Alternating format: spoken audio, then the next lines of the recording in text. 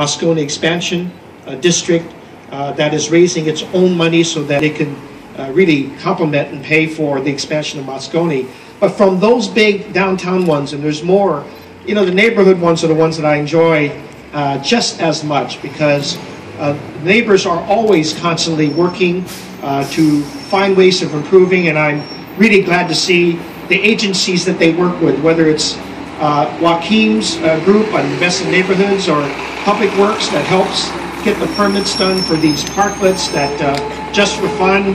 Been here for 26 years and still having fun, David, right? Yeah, that's the way it should be.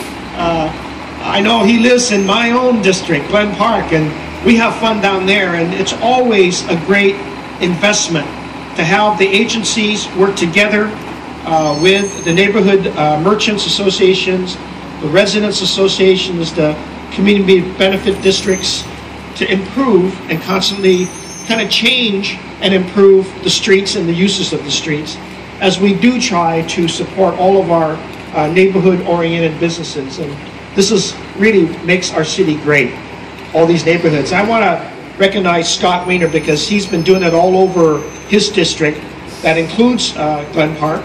And then David is working along Broadway and trying to even create the newest and freshest business improvement district there.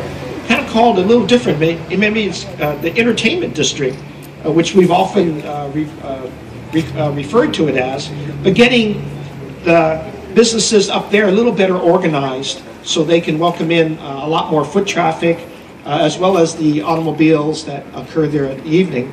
This is happening all over the city. It's happening in the Bayview, it's happening in Visitation Valley, it's happening in North Beach, as well as in the Mission, and certainly in Noe Valley and others. And we have a number of representatives here.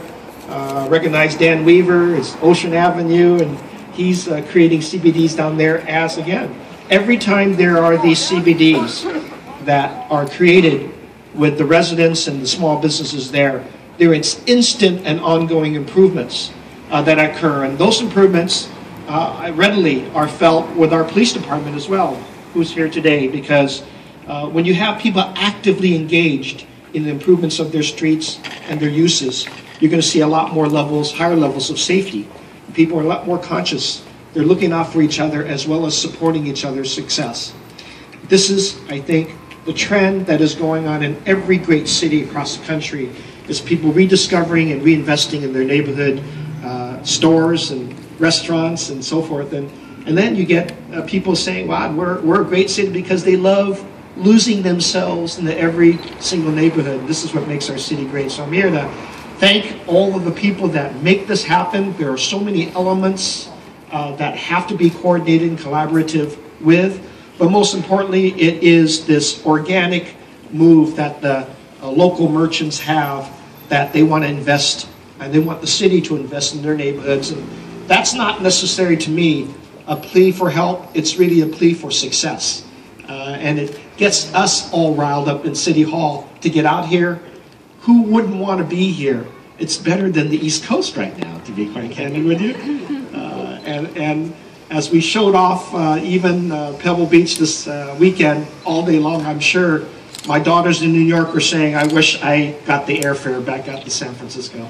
It's really great to be out here and great to celebrate. And we're going to signal again through, and I know